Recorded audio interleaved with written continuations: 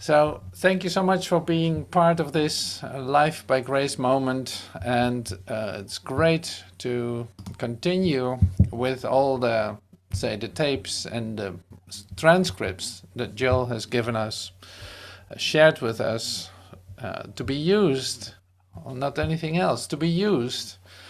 And so here we go, So today, this Above the Law to Grace is, of course, like an incredible title. It's in fact, the process in which you find yourself moving from an idea of the human law into the direct experience of grace that goes beyond perception, that goes beyond our ideas of how things should be and all this.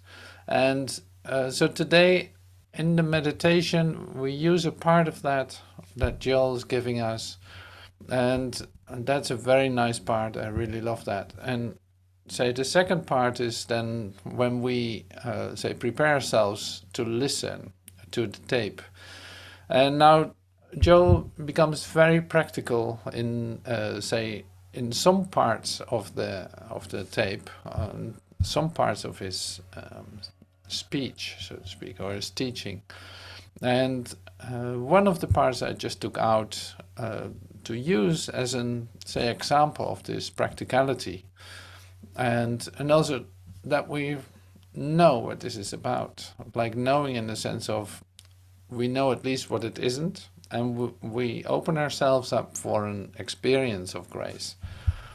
Because you cannot talk yourself into grace or thinking, okay, this is grace. I'm giving some grace here and some grace there, or no, that's not how this works. So Joel will give us instruction, and I'm going to use that too in the, say, in the preparation to listen to the tape. But first, we're going to meditate, and this beautiful meditation has everything to do with opening to grace. It's like moving above the law to grace. That's actually an exercise in doing so. So I prepared a video. That's the easiest for me to do that. That's why I do it. I use it this way so I can meditate and keep my attention right here in that with you, and that's just lovely. So I'm going to get this ready, and then we start with the meditation.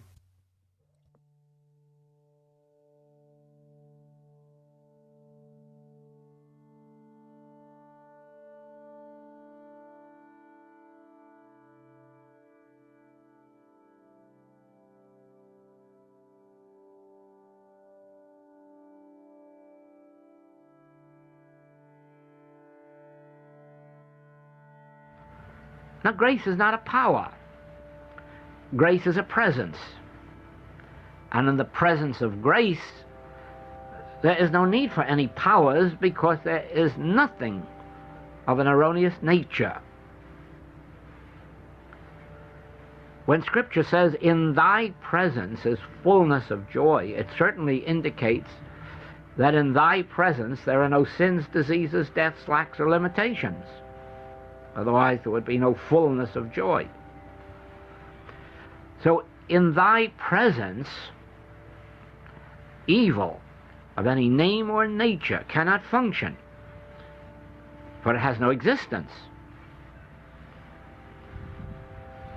And therefore, our studies are all in the direction of bringing us to a place in consciousness in which we can relax, rest, in a state of receptivity,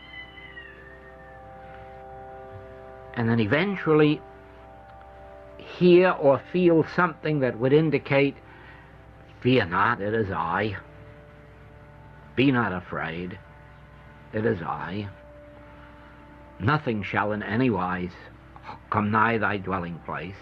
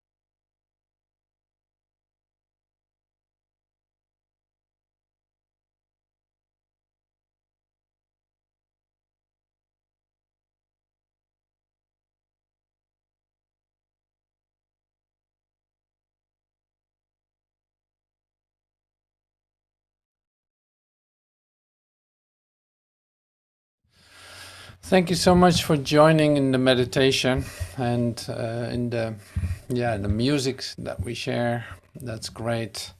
So I was just reminded a moment ago of the place where you can receive grace, and that's actually quite interesting because we see the instructions of Joel, and it seems like, oh, that's this friendly place where you open up and relax into what is given.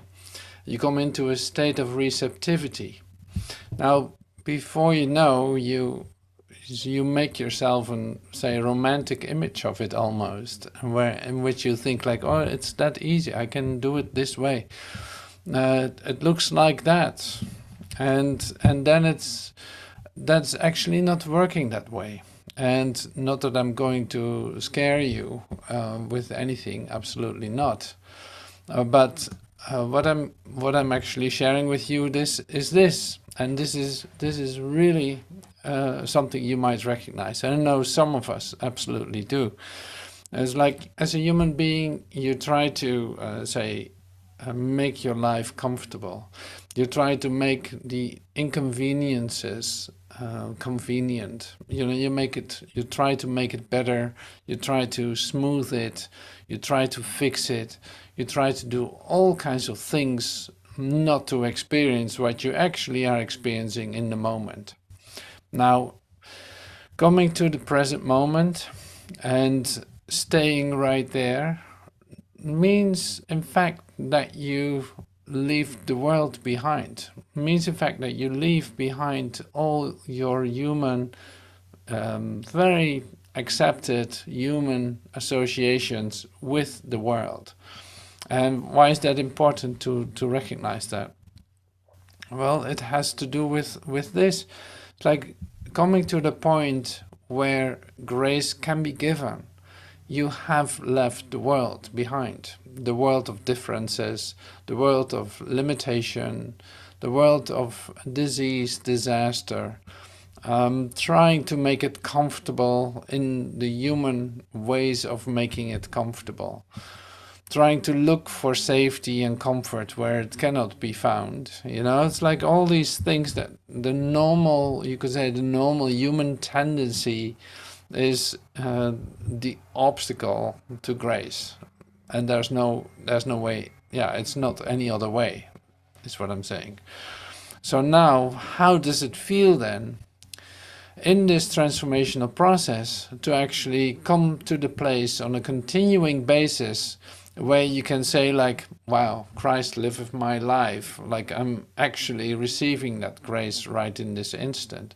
Like, how do you get to that place? That's in fact where this tape that Joel is sharing is about. So to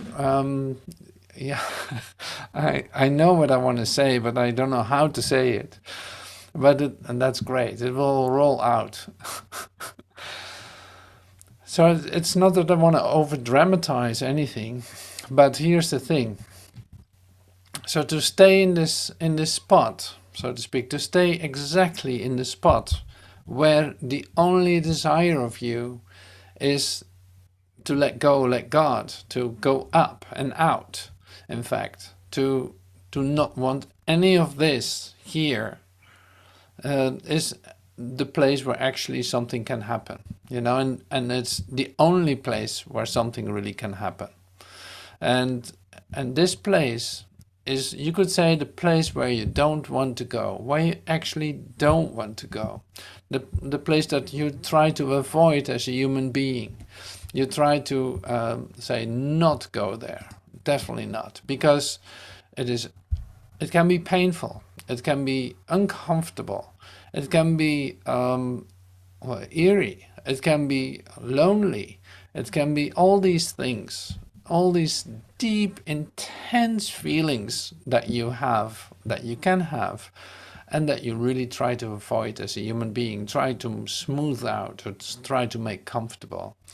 So now you could say the only place where actually something can happen, where your only desire is going to be, say, up and out. It's like recognizing I have help, Grace is the only thing I want. It's like peace. I want peace of mind. I want the grace of God as the only thing I want. I want nothing else. Well, that is a burning point in your transformation. It is, say, a hot spot where you sit on top of. When you do this, you feel this continuously. It is never comfortable. It is never, say, makes it easy. It is never easy in a relationship with the world. It is all this. And that sounds pretty dramatic, but in fact, you get used to being exactly in that place. You recognize it, and you don't try to fix it. You don't try to walk away from it. You don't try to make it better. No, you know that your only answer is let go, let God. Getting out of this, like getting out of this by standing still and being right there, not being afraid of anything. Fear not, it is I.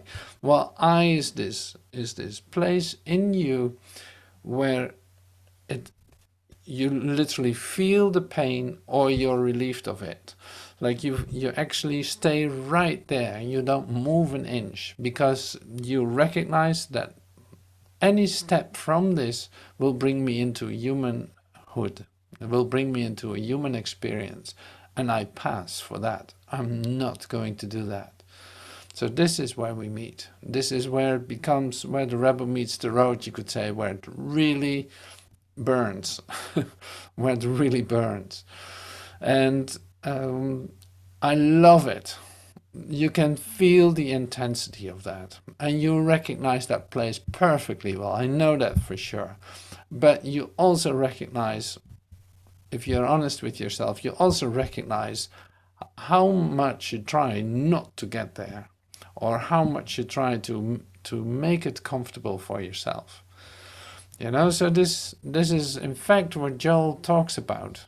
He uses a different scenario, different words, of course. So what he did, for instance, and I'll say pop up some of his expressions from the talk. I'd love to share that with you because it is interesting the way that Joel shares this. So I'll give this to you.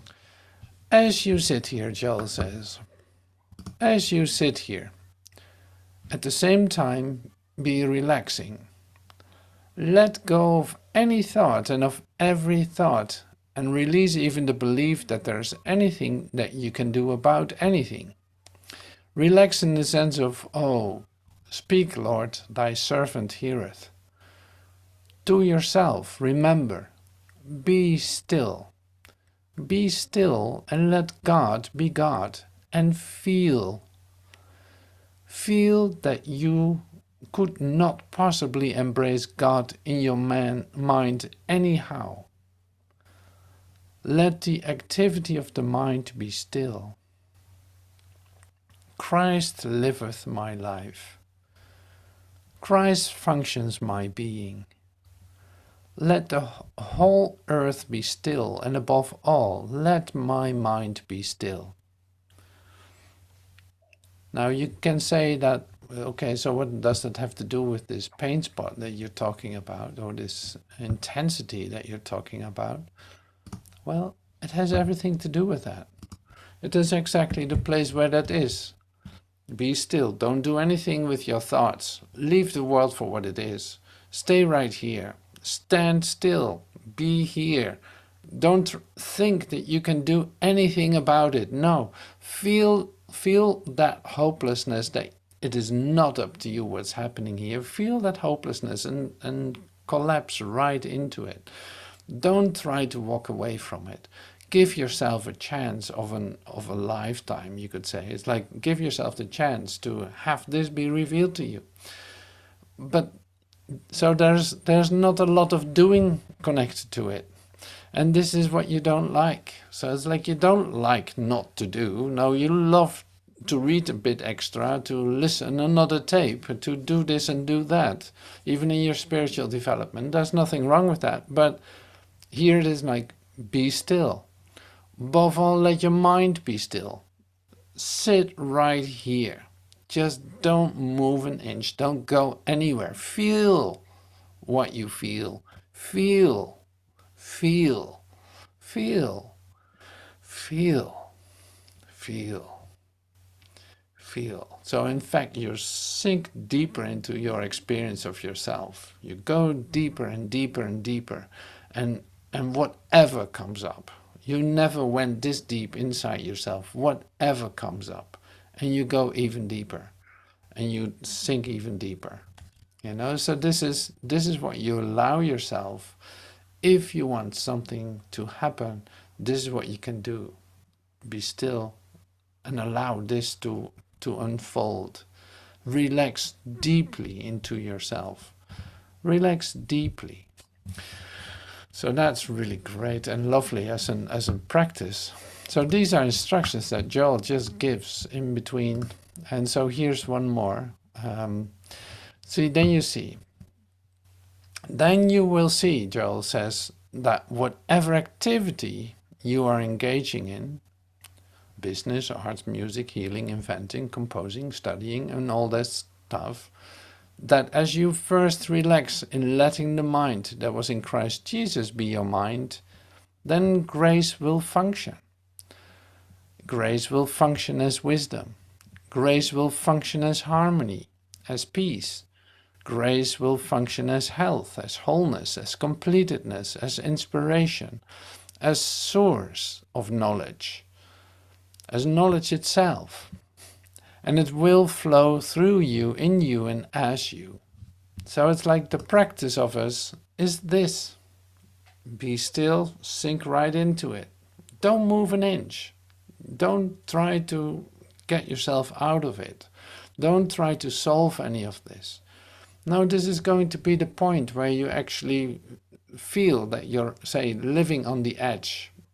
You feel that this is a very small path, like it's a narrow road. The only thing you can do is one foot before the other while you're actually standing still, not moving an inch, being still. So then grace can come to you. You know, grace can come to you. And whatever happens after, like, that's not even the focus of us right now. But to stay in this 0 point, you could say, where the pain is intense, where all this, you know, where you actually feel the temptation to run away from it, where you see that your mind cannot talk itself out of this.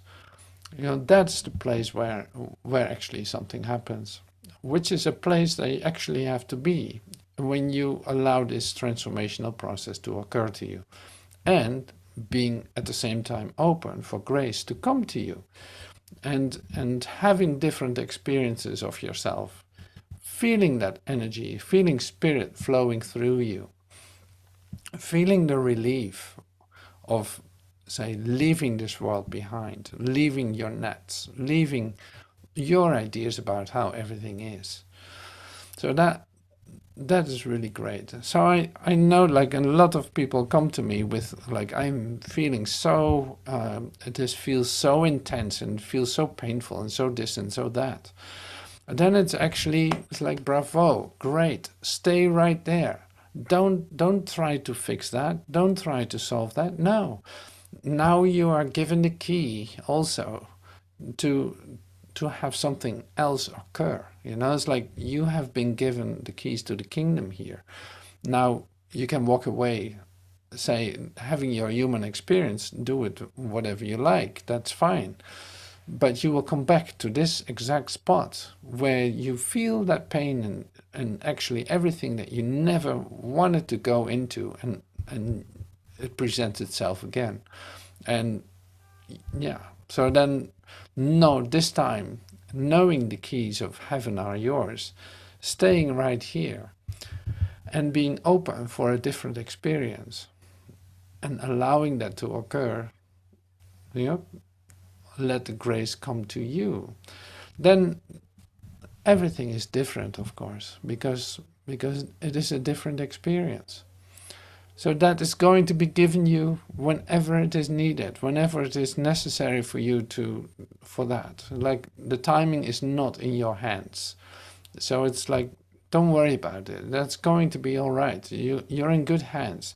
You just stay right here. Don't move an inch. So that's very shortly that what I heard in Joel's talk, and he reminded me of that spot that I'm actually in continuously and trying not to walk away from it whatsoever. And I know that you do that too. So that's really great, because amazing things happen when you allow that to occur. So there's nobody to attack, there's nobody to correct, there's nobody to forgive, there's nobody, there's nobody. You're right here, and that is all there is. And here is where you're going to have a different experience of yourself. All right, so that was the warming up for Joel's talk. So we're going to listen to Joel the first, say, half hour or so of the talk.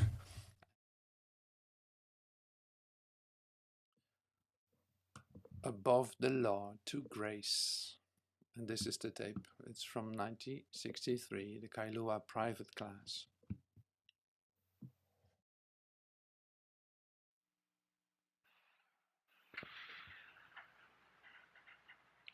Good morning.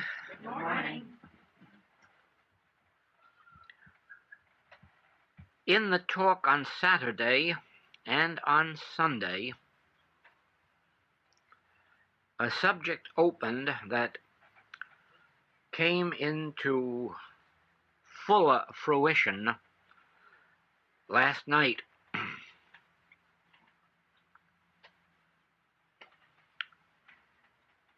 And I think that it started in my sleep and awakened me, and then in a half sleep it continued to unfold.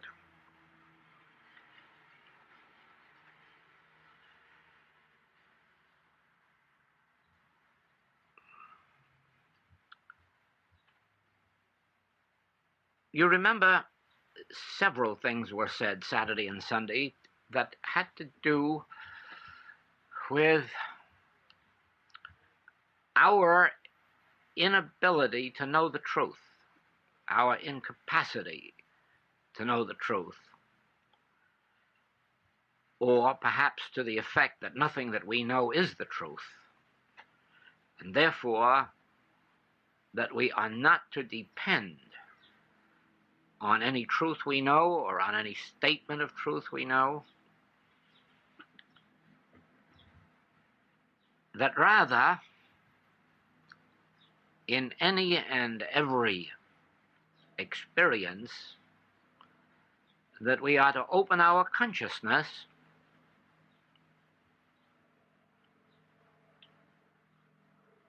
and be receptive to whatever may be imparted to us.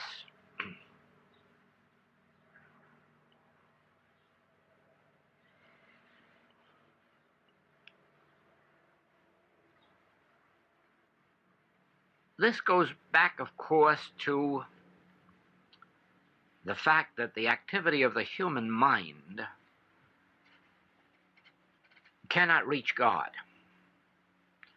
You cannot reach God through the human mind or with the human mind.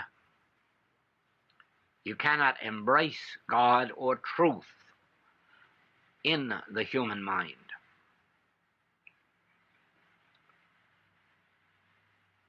And yet, truth can impart itself to us. But it isn't likely that the fullness of truth can, because of our inability to receive it. We do not have the capacity to receive the fullness of truth, and therefore we are receiving facets of truth,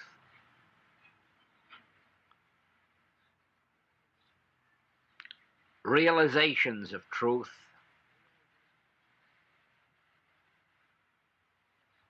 principles of truth.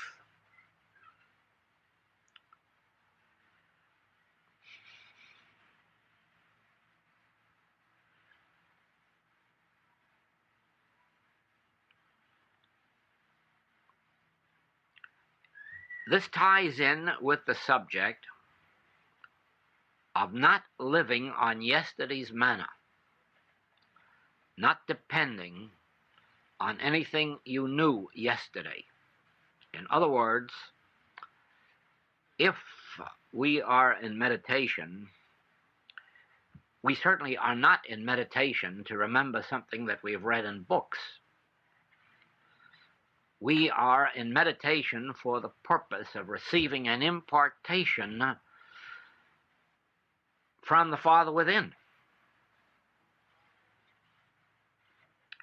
And it may come to us in the form of something we have heretofore known in Scripture or spiritual writings.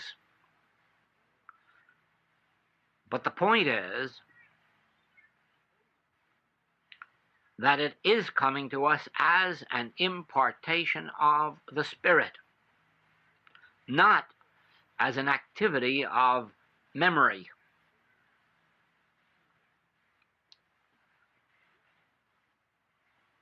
The activity of the human mind is not power in the sense of spiritual power, and all of the knowledge that can be embraced in the human mind, even all the knowledge of truth, is not spiritual power. The knowledge of truth acts to remove from us our ignorance of the nature of spirit and its activities and operations. To illustrate this,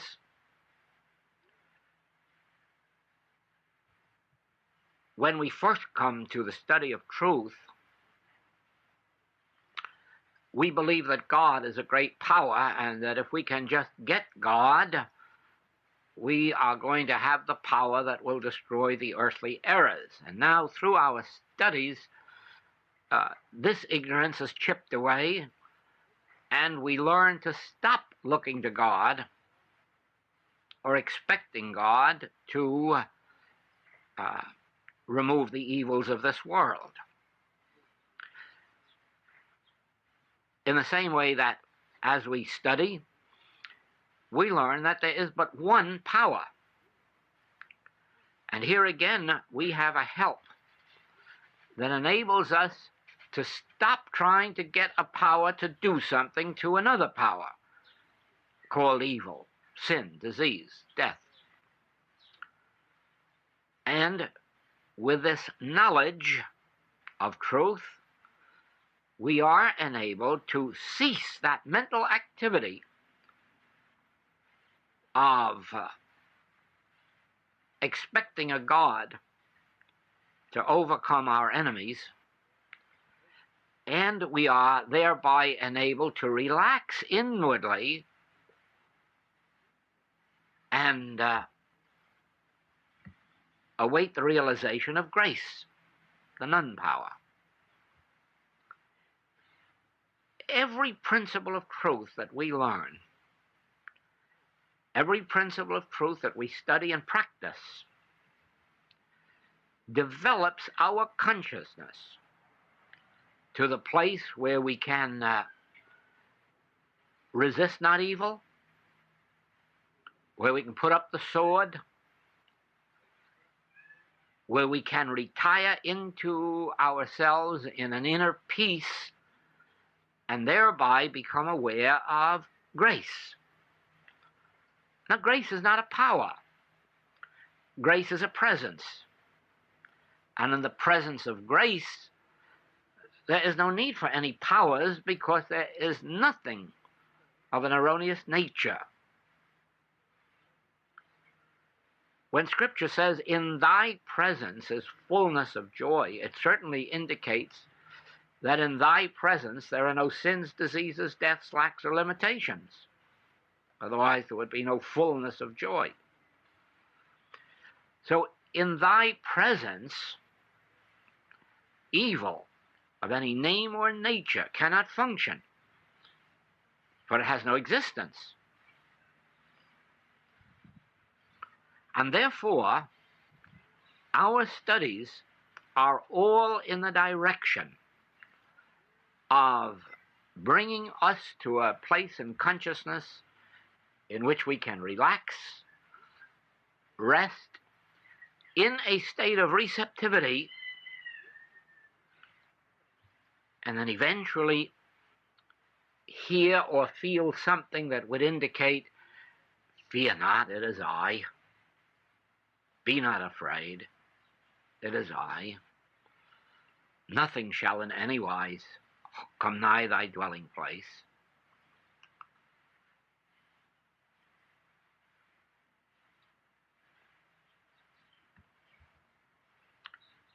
And now,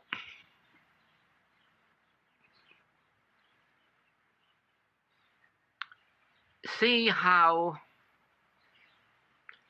this must inevitably bring us to a place of resting from taking thought.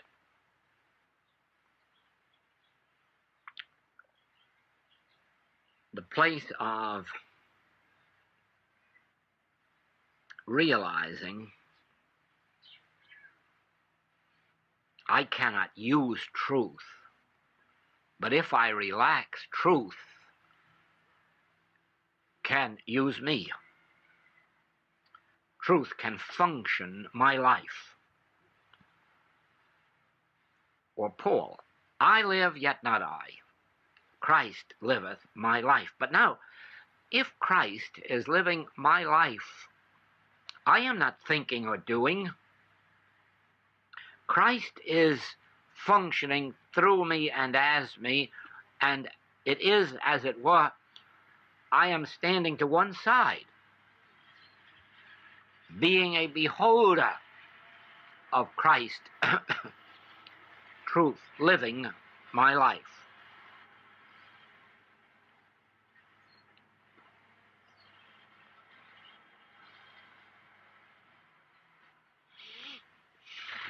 As you sit here listening,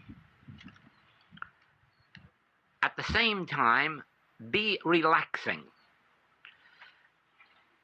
Let go of any thought and of every thought, and release even the belief that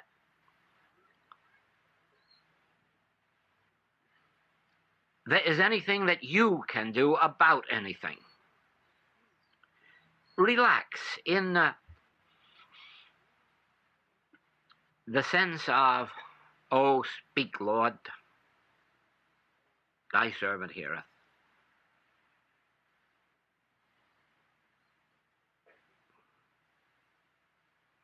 To yourself remember, be still. Be still and let God be God. And feel that you could not possibly embrace God in your mind anyhow. Let the activity of the mind be still. Christ liveth my life. God functions my being. Let the whole earth be still. And above all, let my mind be still.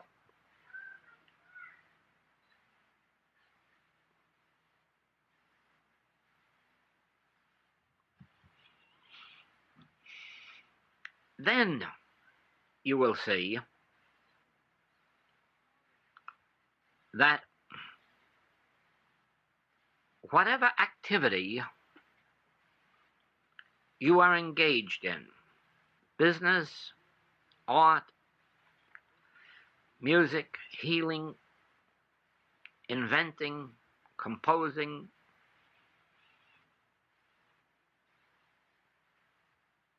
studying, that as you first relax in this, letting the mind that was in Christ Jesus be your mind, then grace will function. Grace will function as wisdom. Grace will function as harmony, as peace. Grace will function as health, as wholeness, as completeness, as inspiration, as the source of knowledge.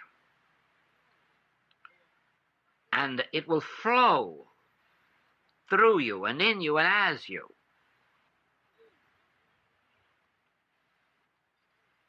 We in the Infinite Way work are now approaching the state and stage of consciousness that lives by grace,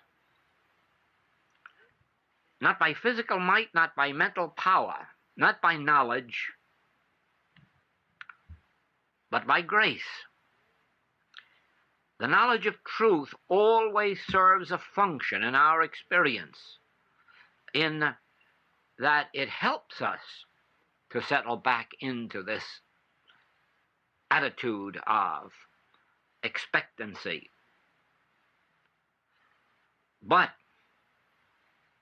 that is the only purpose that knowledge is now serving us, the knowledge of truth.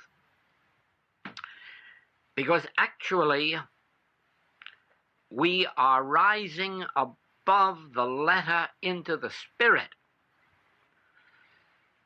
You will notice in all of the talks of 1963, it is emphasized that we are working toward the place of living without words and without thoughts. I mean, our spiritual living is without words and without thoughts. And every step of this year has been leading us up to this month, where we are actually experiencing grace. That is, the living above the letter, above the law.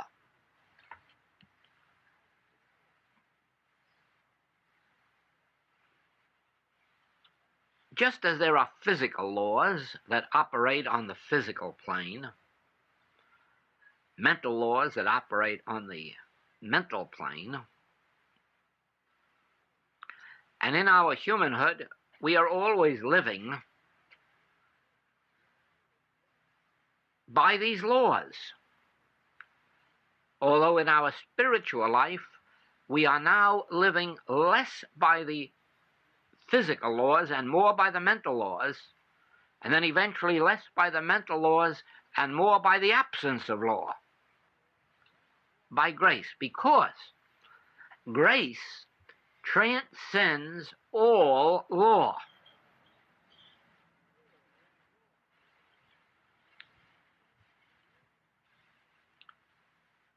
The law of self-preservation keeps birds as far away from humans as possible. And it isn't often that you will find birds making friends of humans. And yet, we have a St. Francis who shows us that even this law can be transcended, and we can live in such an atmosphere of grace that the birds will come to us and rest on our shoulders, on our head, on our hands.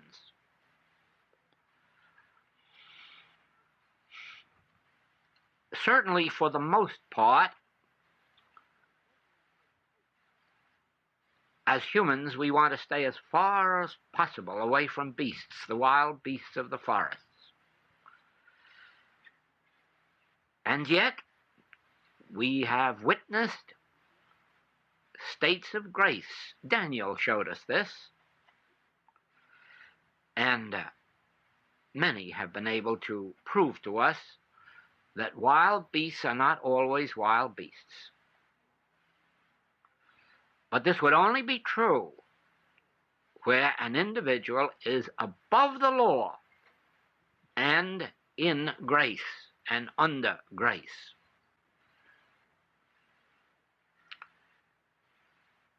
And grace is the absence of power, any power.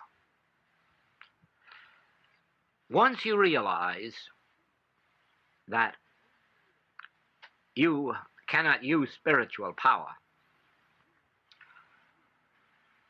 and that there is a state of grace, and you no longer rely on physical or mental powers, you then reach that attitude and altitude of consciousness, which is a state of grace, a state of non-power, and you discover that what heretofore has been power no longer is power in your experience.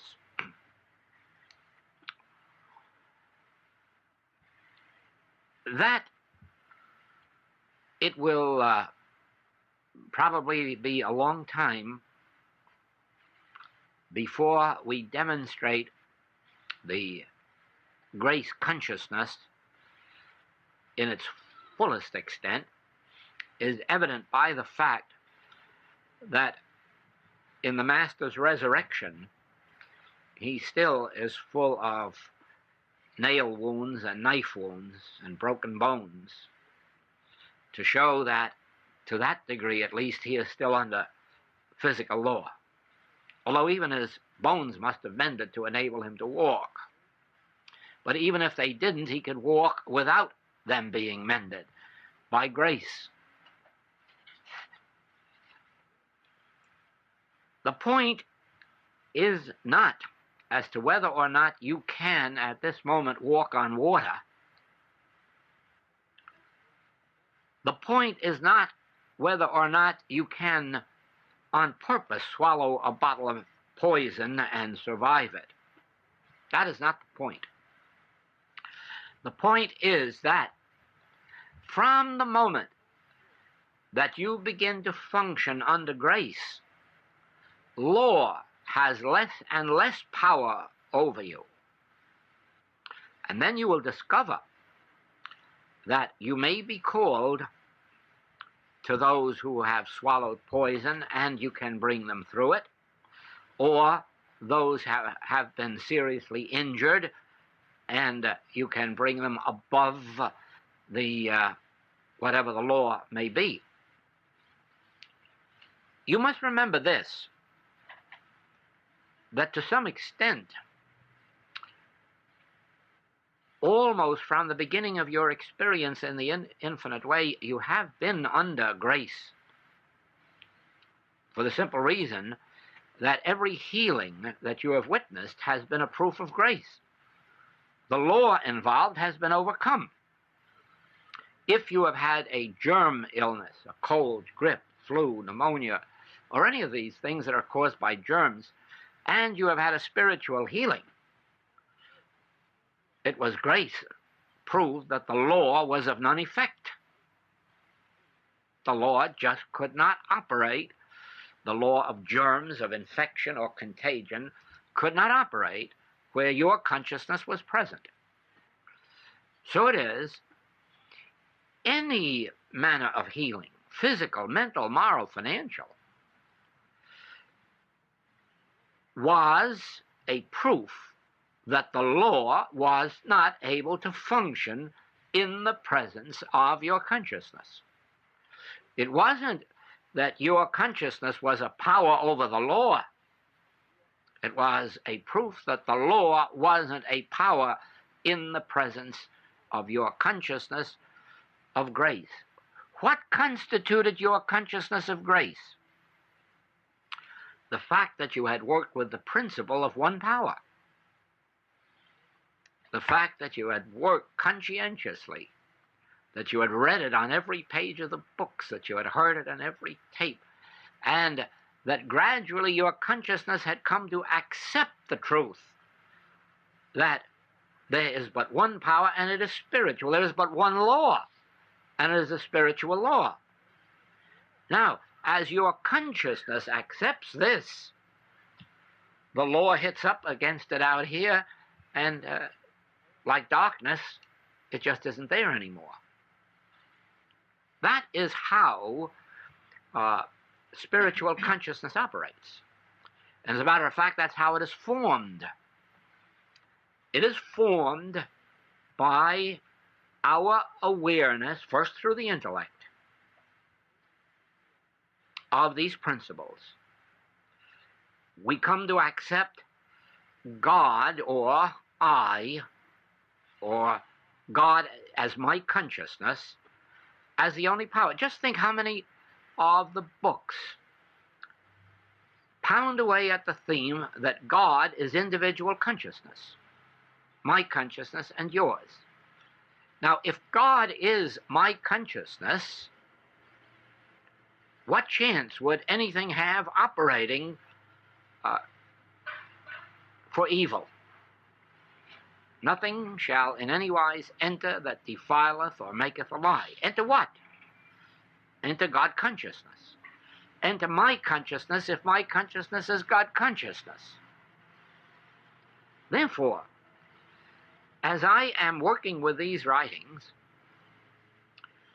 and being filled with this message, this principle, that God constitutes my consciousness, and my consciousness is the one and only power, that there is no power external to me, that all power functions from within me, and it is only of a spiritual nature.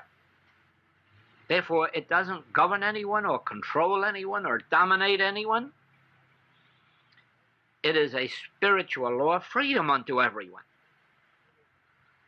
Now, you are building the consciousness of grace. And then, lo and behold, something comes to your attention of your own, or of your families, or of your patients, or of your students, claiming to be a law. And it touches your consciousness, which is no longer your consciousness, but God consciousness functioning as your consciousness, the one and the only power, therefore the light of the world. And now what happens to darkness? It disappears. And you have not used the power, remember. You have not used the power of truth. You have not used the power of God. You have been the power of truth. You haven't used it. If anything, it has used you. As we continue to abide in the principles that have been given to us in this message, and you will notice the fact that there are no contradictory ones. Every principle of this message agrees as to God being individual consciousness, as to God or I or this consciousness being the infinite and only power, substance, law, cause, and effect. Every principle that becomes part of our consciousness constitutes the reborn consciousness. And the old man, or the old consciousness that believed in two powers, that feared two powers, that used one power over another power, that is the old man who is dying. That is the old consciousness that is being educated out of itself. And as this old man, with his belief in two powers, in the law, as he dies out, this new consciousness is reborn until eventually, and this should be the year in which our activity takes on this complexion, until we now rise above the law into a consciousness of grace, in which we are not thinking in terms of power, we are not thinking in terms of overcoming, we are not thinking in terms of words or thoughts. We are living, we are being, and we are letting the divine consciousness flow through us and animate us and live our lives for us.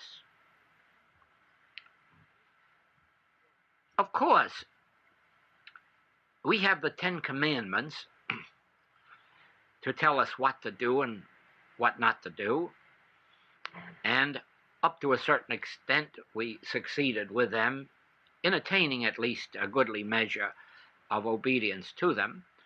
And then we found the Sermon on the Mount, and we went a step further. But in all of this, remember, we were still living our lives. We were still trying to love our neighbor as ourselves. We were still trying to be philanthropic. We were still trying to forgive our enemies. We were still trying to improve ourselves. But at this point, that stops. At this point, we are living by grace. And it is the grace of God that functions through us as benevolence or purity or kindliness or whatever qualities, integrity, whatever it is that functions through us. We are now enabled to say with the Master, "Why callest thou me good?"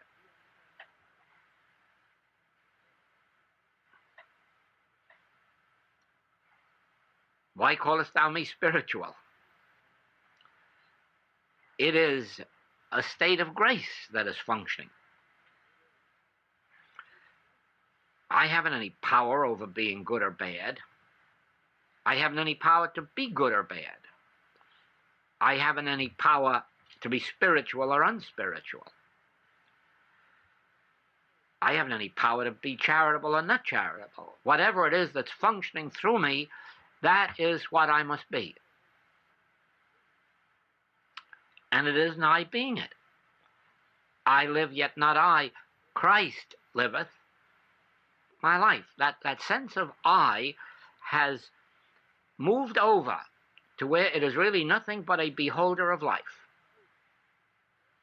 It is always beholding and marveling at what things the Father is doing. But it is not participating. Beholding, beholding.